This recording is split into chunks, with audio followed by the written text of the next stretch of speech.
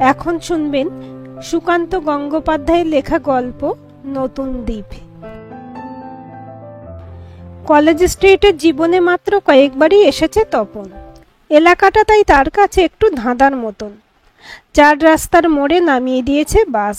বুঝে উঠতে পারছে না খেলার সরঞ্জাম বিক্রির দোকানগুলো কোন দিকে। দিন পাঁচেক আগে এসে ওই দোকানগুলোর একটাতে ট্রফি পছন্দ করে গেছে। মায়ের নাম লিখতে দিয়েছে নিচে। আজ ডেলিভারি নিয়ে সোজা চলে যাবে বসিরহাট, তপনের দেশের বাড়ি। ওখানে যুবক সংঘের পরিচালনায় ফুটবল টুর্নামেন্ট হচ্ছে। আজ ফাইনাল। বিকেল 4টায় খেলা শুরু। মায়ের নামে ট্রফিটা কোন দল পাবে, রানার্স না উইনার্স, এখনো জানে না তপন।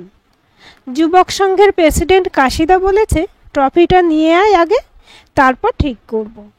তপনের ইচ্ছে ছিল ফাইনালের আগের দিন, মানে শুক্রবার প্রাইজটা নিয়ে দেশের বাড়ি যাবে। দুদিনের ছুটি পাওয়া গেল না অফিসে, আজকের দিনটাই পেয়েছে। সকালে ছেলেকে ডাক্তারের কাছে নিয়ে যেতে হয়েছিল। অনেকটা সময় গেল সেখানে। বাড়ি থেকে বেরোতে দেরি হয়ে গেছে তপনের। এখন প্রায় 12:30 বাজে। খেলা শুরু হওয়ার আগে বসিরহাটে পৌঁছতে পারলে হয়।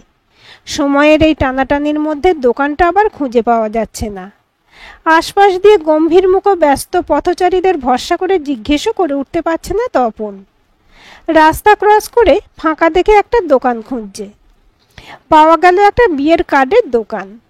তপন দোকানিকে জিজ্ঞেস করলো, খেলার জিনিসপত্রের দোকানগুলো কোন দিকে? যথেষ্ট গোলমেলে উত্তর দিল দোকানি। বলল, ঠিক রাস্তায় এসেছেন, একটু এগিয়ে যান। এপার ওপার দুপারেই দোকান আছে। যে ফুটপাতে ছিল তপন সেটা ধরেই এগোয়। চোখ রাখে দুপারে, যা প্রায় অসাধ্য কাজ। সরু দোকানটা ইজিলি চোখের বাইরে থেকে যেতে পারে। অ্যাডভান্স 200 টাকা দেওয়া ছিল। রিসিটও দিয়েছিল দোকানদার, যাতে লেখা ছিল দোকানের নাম। সেটি হারিয়ে বসে আছে তপন। ভেবেছিল দরকারটাই বা কি, মায়ের নাম লেখা ট্রফির দোকানে একটাই পাবে। নামটা বলতে পারলে জিনিসটা দিয়ে দেবে দোকানদার। তখন তো জানতো না দোকানটা চিনে ওঠাই তার কাছে কতটা সমস্যার হয়ে যাবে। এদিকে টাইম চলে যাচ্ছে হু হু করে। তপনের বাঁ পাশে এখন পরপর 4টে স্পোর্টসের গুডসের দোকান। শোকেজে নানা ধরনের ট্রফি। চোখ বোলাতে বোলাতে এগিয়ে যায়। পেছন থেকে কে যেন ডেকে ওঠে, সরলাবালা রায়। মায়ের নাম। ঘুরে তাকায় তপন। পেছনের প্রথম দোকানের বাইরে বেরিয়ে এসেছেন এক ভদ্রলোক। উনি নামটা ধরে ডাকলেন। তপন চিনতে পারে দোকানের মালিককে। ভদ্রলোক হাসছেন। বললেন, কি হলো, চিনতে পারছিলেন না দোকান? তপন হাসি মুখে এগিয়ে এসে বলে, ভাগ্যিস ডাকলেন, নইলে খুঁজে পেতে আরও দেরি হয়ে যেত। দোকানে ঢোকার আগেই তপন জানতে চায়, জিনিসটা রেডি তো? একদম রেডি বলে কাউন্টারের ভেতরের দিকে চলে যান ভদ্রলোক। ট্রফিটা নিয়ে এসে রাখেন তপনের সামনে। ঝকঝক করছে সোনালি রঙের ট্রফি। নিচটা কাঠের, কালো রং করা। মেটাল প্লেটে লেখা সরলাবালা রায় চ্যালেঞ্জার ট্রফি। কাঠের বেদির উপর 2 ইঞ্চির পাইপ, তারপর গোল প্লেট।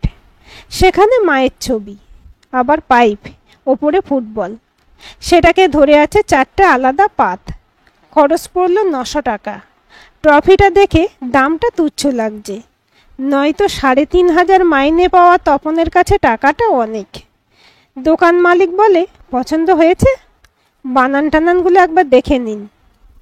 সব ঠিক আছে, আপনি তাড়াতাড়ি প্যাক করে দিন, বহুত দেরি হয়ে গেল আমার, বলে বাকি 700 টাকা পার্স থেকে বার করে দেয় তপন। ট্রফিটা কাগজে মুড়ে তপনের রেখে যাওয়া মায়ের ব্ল্যাক অ্যান্ড হোয়াইট ফটোগ্রাফটা ফেরত দিয়ে দোকান মালিক বলে, আবার আসবেন, চেনা জানাদের বলবেন আসতে। ঘাড় হেলিয়ে দোকান থেকে বেরিয়ে আসে তপন। সামনেই একটা শিয়ালদার বাস। উঠে পড়ে। শিয়ালদায় গিয়ে এখন আর ট্রেন পাওয়া যাবে না, বাসে করেই যেতে হবে দেশের বাড়ি। বসিরহাটগামী বাসে করে তপন চলে এসেছে বেড়াচাপায়। হাতে এখনো 1 ঘন্টা আছে। প্রপার বসিরহাটে নামবে না তপন, একটা স্টপেজ আগেই নেমে পড়বে, খোলাপোতায়। এখানেই তাদের আদি বাড়ি। কলকাতার কেউ জিজ্ঞেস করলে বলে বাড়ি বসিরহাটে। খোলাপোতা বললেও অনেক বোঝাতে হয়। বাড়ি অবশ্য এখন আর নেই, মাকে নিয়ে কলকাতায় চলে যাওয়ার পরই বাড়ি এবং সংলগ্ন 4 কাঠা জমি বিক্রি করে দিয়েছিল তপন। মায়ের তেমন সায় ছিল না ভিটে মাটি বিক্রি করার। তপন বুঝিয়েছিল, তুমি এবার থেকে কলকাতায় আমার সঙ্গেই থাকবে। এখানে আর কেউ রইল না, ফাঁকা জমি বাড়ি দখল হয়ে যাবে একদিন। মা মানতে চায়নি, বলেছিল, কেন, গ্রামের লোক, আত্মীয় স্বজন বাড়ি জমি পাহারা দেবে? তারা তো সব আমার আপনজন, ইচ্ছে হলে মাঝে মাঝে এসে এখানে থাকতে পারবো। মা জানতো না, ইচ্ছে থাকলেও মায়ের শরীর এখানে এসে পৌঁছাতে পারবে না। ক্যান্সার হয়েছিল মায়ের। তপন মাকে খোলাপোতা থেকে নিয়ে যাওয়ার 1 বছরের মধ্যেই মা মারা যায়। গ্রামের বাড়ি ছাড়তে চাইতো না মা। তপন কলকাতায় চাকরি করতে যাওয়ার পর একা একা 10 বছর কাটিয়েছে। ভরসা পাড়ার লোক আর কিছু দুঃসম্পর্কের আত্মীয় স্বজন। 1 মাস অন্তর তপন এসে মাকে দেখে যেত, কখনো সঙ্গে আনতো ছেলে বউকে। তপন একবার এসে দেখে মা ভীষণ অসুস্থ, পুরোপুরি বিছানায় শোয়া। পরিচর্যা করছে পাশের বাড়ির কাকিমা। তপন মাকে বলেছিল, এত শরীর খারাপ, তুমি আমায় খবর দিলে না কেন? বিছানায় শুয়ে থাকা মা কষ্ট করে হেসে বলেছিল, অন্যান্যবার তো সুদর্শনের ওষুধে সেরে যায়, এবার এত বাড়াবাড়ি হবে কি করে জানবো? সুদর্শন গ্রামের হোমিওপ্যাথি ডাক্তার, চিকিৎসা ভালোই করে। মায়ের ঠিক কী হয়েছে জানতে তপন গিয়েছিল ওর কাছে।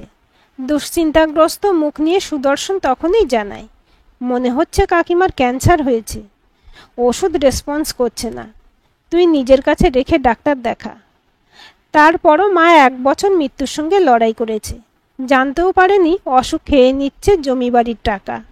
হাসপাতালের বেডে শুয়ে বলতো, আমি আর সারবো না বুঝলি, তুই আমাকে দেশের বাড়িতেই রেখে আয়, ওখানে মরলে শান্তি পাবো বেশি। দেশে ফেরা হয়নি মায়ের। আজ ট্রফি হয়ে ফিরছে। স্বরূপনগরে এসে বাসটা জ্যামে পড়ে গেল। সিটে বসে ঘড়ি দেখে তপন, 3:15। 4টে বাজার 10-15 মিনিট আগে পৌঁছানোর দরকার। স্টেজে সাজানো হবে ট্রফি। বারবার মায়ের নাম ঘোষণা করবে মাইকে। গ্রামের বয়স্করা মনে মনে বাহবা দেবে তপনকে। জমি বাড়ি বিক্রি করে দিলেও তপন মায়ের নামটা গ্রামের আলো বাতাসে রেখে যেতে পারছে। এই সূত্রে অনেকের মনে পড়ে যাবে, তপন একসময় খুব ভালো ফুটবল খেলতো। আন্ডার হাইটে প্রচুর মেডেল পেয়েছে। ছাত্র বয়সে আন্তঃস্কুল প্রতিযোগিতায় বহুবার তাদের হরিশপুর হাই স্কুলকে চ্যাম্পিয়ন করেছে তপন। খেলতো রাইট আউট পজিশনে। খেলায় ছেদ পড়ে গেল আচমকা বাবা মারা যাওয়ায়। খোলাপোতায় এক আড়তদারের হিসাবরক্ষক ছিল বাবা। মাইনে বেশি ছিল না, তবু কোনো রকমে চলে যেত সংসার। বাবা শুধু মাঝে মাঝে মায়ের কাছে অনুযোগ করত, ছেলেকে বলো এবার থেকে একটু রোজগারপাতির চেষ্টা করতে। জিনিসপত্রের যা দাম বাড়ছে, একা টেনে উঠতে পারবো না। মা এ কান দিয়ে শুনতো কথাগুলো আর অন্য কান দিয়ে বার করে দিত। উল্টে তপনের জন্য ডিম, মাছ, দুধ, ছোলার যোগান দিয়ে যেত গোপনে। বলতো, আরও ভালো খেলতে হবে, মোহনবাগান ইস্টবেঙ্গলে খেলবি, কাগজে যেন নাম বেরোয় তোর। তপনের মেডেলগুলো প্রায়শই মোছামুছি করে রাখত মা। নতুন কোনো পুরস্কার পেলে পাড়ায় দেখাতে নিয়ে বেরোতো মা। বাবা অবাক, আমাদের বংশে কেউ কোনোদিনও খেলাধুলো সেভাবে করলো না, এই ছেলেটা এত গুণ পেল কোথায়, এত শক্তিই বা পায় কোথা থেকে, এই তো আমাদের খাওয়া দাওয়া। মা হাসতো মিসকি মিসকি। হাসিটা কেড়ে নিল বাবা। 4 দিনের জ্বরে চলে গেল দুনিয়া ছেড়ে। হায়ার সেকেন্ডারির মাঝপথে পড়া ছেড়ে তপন তখন চাকরিতে জুটে গেল।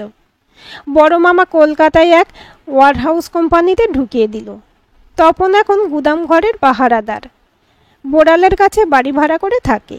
বিয়েটা হয়েছে কলকাতাতেই মামা দেখে দেওয়া মেয়েকে। মা বিয়ে দিয়ে ফিরে গিয়েছিল নিজের ভিটেতে। যতদিন খোলাপোতায় ছিল মা, দেশের বাড়ির প্রতি টান ছিল তপনের। মা মারা যাওয়ার পর প্রায় আশা বন্ধ হয়ে গিয়েছিল। নিজেদের বাড়ি না থাকলেও তপনের এখানে থাকার জায়গা অনেক। বন্ধু আত্মীয় পরিজনেরা তাকে মাথায় করে রাখে। অভিমান জানায় এখানকার সম্পত্তি বিক্রি করে দেওয়ার জন্য। হয়তো আজকের মায়ের নামের ট্রফিটা তাদের অভিমানকে কিছুটা হালকা করে দেবে। ওই সব চেনা পরিচিতদের কথা ভেবেই তপন গতবারের পুজোতে নবমীর দিন খোলাপোতায় এসেছিল। সরকার বাড়ির ঠাকুর দালানে তখন মিটিং চলছে। সভা ডেকেছে কাশিদা।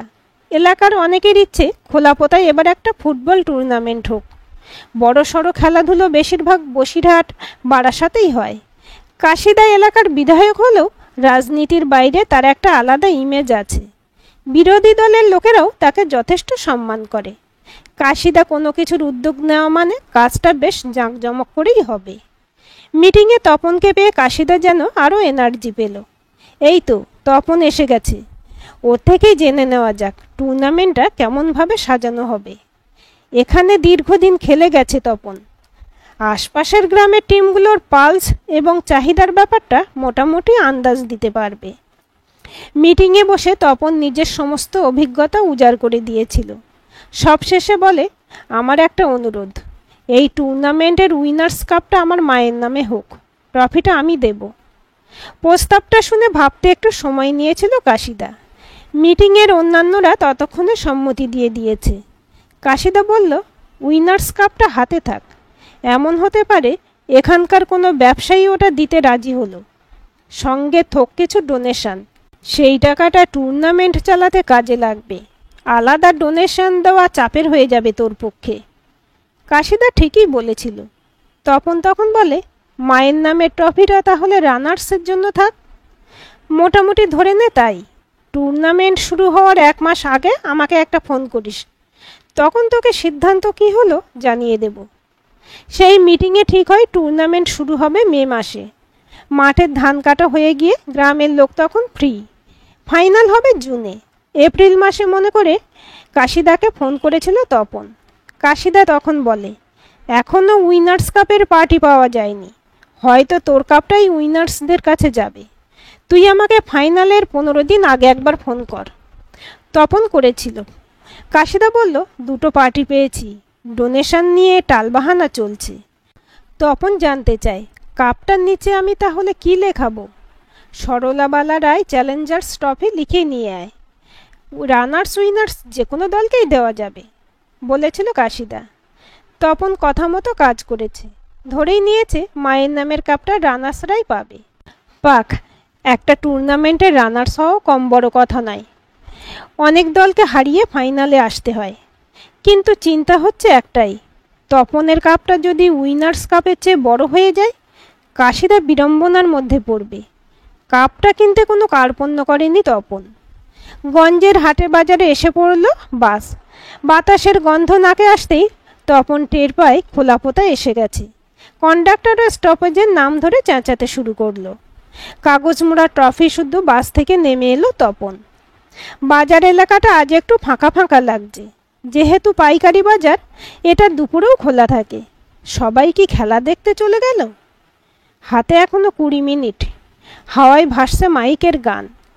মুক্তির মন্দির সোপানো তলে কত প্রাণ হলো বলিদান, লেখা আছে অশ্রু জলে।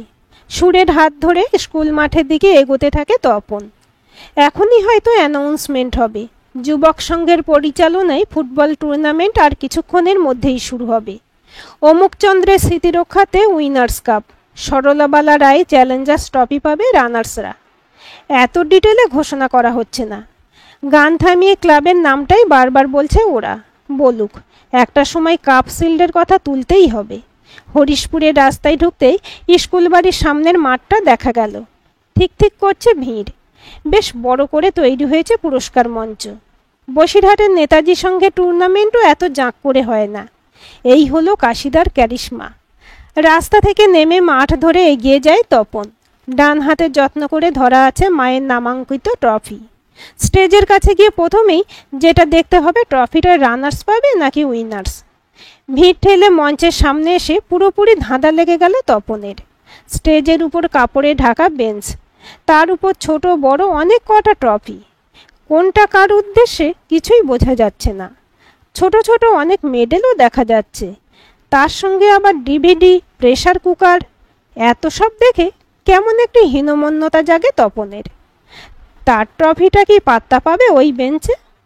একটাই শুধু আসার কথা, সবচেয়ে বড় যে ট্রফিটা দেখা যাচ্ছে তার পাশেরটা বেশ ছোট। অন্তত তপনের হাতের ট্রফির থেকে তো বটেই। এর থেকেই আন্দাজ করে নেওয়া যায় কাশিদার তপনের ট্রফিটা রানার্সদের জন্যই ধরে রেখেছে। মাইকে অ্যানাউন্সমেন্ট হচ্ছে ফাইনালে ওঠা 2টো ক্লাবের নাম, মদিনা খোলাপোতা বনাম দোলা নবারুণ। দুটোই অচেনা নাম, শুনতেও অদ্ভুত। তপনদের সময় এ ধরনের নাম শোনা যেত না। তপন খেলতো খোলাপতা বালক সঙ্গে। ঘোষণায় কান না দিয়ে তপন খুঁজতে থাকে কাশিদাকে। ট্রফিটা হ্যান্ড ওভার করার পর নিশ্চিন্ত হবে। মঞ্চের আশেপাশে চোখ বোলাতেই দৃষ্টির মধ্যে এসে পড়ে কাশিদা। কোনো এক অতিথিকে স্টেজে তুলে দিচ্ছে। দৌড়ে যায় তপন। গেস্ট মঞ্চে উঠে যাওয়ার পর কাশিদার কোণেই ধরে টানে। ঘাড় ফিরিয়ে তপনকে দেখে কাশিদা বলে, ও তুই এসে গেছিস, যা গেস্টের চেয়ারে বস গিয়ে। একসময় এখানকার নামকরা প্লেয়ার ছিলি তুই। সে না হয় হলো, ওটাও তো এনেছি, বলে তপন। কাশিদা অবাক হয়ে জানতে চায়, কোনটা? মায়ের নামে ট্রফিটা? হঠাৎ খেয়াল পড়েছে এমন ভঙ্গিতে কাশিদা নিজের কপালে চাপড় মেরে বলে, দেখেছো কাণ্ড, তোকে ফোন করব ভেবেও ভুলে মেরে বসে আছি। তপন সপ্রশ্ন দৃষ্টিতে তাকিয়ে থাকে কাশিদার মুখের দিকে। কাশিদা ফের বলে, প্রবলেম কি হয়েছে জানিস? মাসিমার ট্রফিটা তো কাউকেই দেওয়া যাবে না। সেটাই তোকে ফোন করে বলতাম। কেন দেওয়া যাবে না? অসহায় বিস্ময়ে জানতে চায় তপন। কাশিদা বলতে থাকে, উইনার্স কাপ দিচ্ছে বটতলা মোড়ের বাইকের ডিলার, সঙ্গে 5,000 ডোনেশন। রানার্স ট্রফি তেলকলের মালিক অধীর ঘোষের প্রয়াতা স্ত্রীর নামে। ডোনেশন 3,000। বুঝতেই তো পারছিস এসব অনুষ্ঠান করতে কত খরচা। বিজনেসম্যানদের হেল্প না নিলে। কাশিদার কথা কানে রিফিউজ করছে। এই পরিস্থিতিতে তপন যে খুব ভেঙে পড়েছে তাও নয়, বড় লোকদের কাছে হেরে যাওয়ার অভ্যাস তার আছে। শেষ চেষ্টা হিসেবে বলে, তুমি লুজার ট্রফিটা মায়ের নামে দাও। সেমিফাইনালে যে দুটো দল হেরে গেছে তাদের মধ্যে যারা জিতবে, সেটাও বুক হয়ে গেছে রে। দিচ্ছে LIC এজেন্ট প্রশান্ত পাল। 1,000 টাকা চাঁদা। পড়ে রইল লুজার রানার্স ট্রফি। তাদেরকেই মায়ের ট্রফিটা দেওয়ার প্রস্তাব দেবে কিনা ভাবছে তপন। কাশিদা সেই রাস্তাও বন্ধ করে দিয়ে বলল, সেমিফাইনালিস্টদের ম্যাচে যে দল হারবে মাসিমার ট্রফিটা তাদেরই দেব ভেবে রেখেছিলাম। শ্রীকৃষ্ণ মিষ্টান্ন ভাণ্ডার এসে খুব করে ধরল। ট্রফিটা যদিও খুব ছোট দিয়েছে, তবে আজ গেস্টের মিষ্টির প্যাকেটের দাম নেবে না। ম্যাচের শুরুতেই গোল হয়ে যাবার মতো মুখ করে দাঁড়িয়ে থাকে তপন। কাশিদা ওর কাঁধে হাত রেখে সান্ত্বনা দেওয়ার কণ্ঠে বলে, মন খারাপ করিস না, সামনের বছর মাসিমার ট্রফিটার একটা ঠিক বন্দোবস্ত করে ফেলবো। তুই এখন স্টেজে বসে খেলাটা দেখ, তোর ক্লাবই তো উঠেছে ফাইনালে। কপালে ভাঁজ পড়ে তপনের। বলে, কই মাইকে তো নাম বলছে না, অ্যানাউন্স করছে মদিনা খোলাপোতা বনাম দোলা নবারুণ।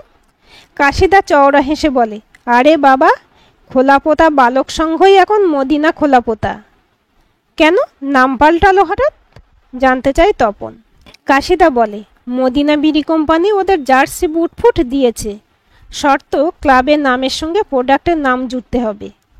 সূত্র মিলিয়ে তপন বলে, তাহলে কি দোলা হচ্ছে সেই নবারুণ ক্লাব যাদের সঙ্গে আমাদের প্রায়শই ফাইনালে দেখা হতো? একেবারে ঠিক ধরেছিস, দোলা সাবান ওদের খেলার সরঞ্জাম দিচ্ছে, শর্ত মদিনা বিড়ির মতোই। মাঠে রেফারি হুইসেলস মেরে দুটো দলকে ডাকছে। অফিস থেকে ফেরার পথে এখনো কোনো মাঠ থেকে যদি আওয়াজ ভেসে আসে, রোয়া খাড়া হয়ে যায় তপনের। এখন হলো না। কাশিদা বলল, তুই গিয়ে বস, আমি একটু ওদিকটা দেখি। কাগজ ঢাকা মায়ের ট্রফিটা হাতে নিয়ে মঞ্চে উঠে যায় তপন। একদম শেষ সারির চেয়ারে বসে। চেনা জানা 2-4 জনের সঙ্গে চোখাচোখি হচ্ছে। তারা হাসছে, উৎসবের হাসি। তপনের মুখের হাসি নবমীর রাতের মতো। দেখতে দেখতে দুটো দল নেমে পড়ল মাঠে। খোলাপোতা ক্লাবের জার্সির পিছনে মদিনা বিড়ির ছবি, নবারুণ স্পোর্টিংয়ের জার্সিতে দোলা সাবানের ছাপ। খেলা শুরু হলো। বিড়ির ছাপের জন্যই কিনা কে জানে খোলাপোতা ক্লাবকে একটু দম ছুট লাগছে।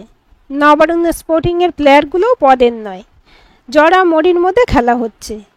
কোনো ভালো পাস নেই, শট নেই, কীরকম একটা গাজোয়ারি ভাব। তপনের সময় খেলার স্ট্যান্ডার্ড অনেক ভালো ছিল। তখন কলকাতার মাঠেও জলজল করছে গ্রেট সব প্লেয়ার। তপনদের আইকন ছিল তারা। চেষ্টা করতো তাদের মানে খেলতে। 10 মিনিটের বেশি দেখা গেল না খেলাটা। স্টেজ থেকে চুপি চুপি নেমে এলো তপন। কেউ লক্ষ্য করেনি। সবার চোখ মাঠের দিকে। রাস্তায় হাঁটতে হাঁটতে তপন ভাবছে, কি করবে? ট্রফিটা নিয়ে ফেরত যাবে বাড়ি? খুবই অপ্রস্তুত অবস্থায় পড়তে হবে বউ মাধবীর কাছে। টানাটানির সংসারে 900 টাকার ট্রফিটা যখন অর্ডার দেয় তপন মাধবীকে অজুহাত হিসেবে বলেছিল, কি করব বলো, গ্রামের লোক এমন করে ধরলো, না বলতে পারলাম না। মাকে খুব ভালোবাসতো ওরা, মায়ের একটা স্মৃতি থাক ওদের কাছে। এখন কি বলবে, মাকে ভুলে গেছে ওরা? বেখেয়ালে হেঁটে যাচ্ছে তপন। হাওয়ায় জলের গন্ধ, নদীর কাছে এসে পড়ল কি? হ্যাঁ, ঠিক তাই। তপন মুখ তুলে দেখে দূরে বয়ে যাচ্ছে ইছামতি, তপনদের গ্রামের নদী। খেলাধুলোর পর কতবার ঝাঁপিয়ে পড়েছে ইছামতির বুকে। ব্যথিত তপনকে সান্ত্বনা দিতে নদীই বোধহয় হাওয়ার মাধ্যমে ডেকে আনলো। ঘাটের কাছে গিয়ে দাঁড়ায় তপন। এখন জল কম, নদীর বুকে ইতস্তত জেগে উঠেছে চড়া। তপনের চোখ যায় পাড় ঘেঁষে দূরের এক চড়ায়। বেশ কিছু বাচ্চা ছেলে ফুটবল খেলছে, বারপোস্টও আছে তাদের। একজন বয়স্ক লোকও দেখা যাচ্ছে মাঠের ধারে।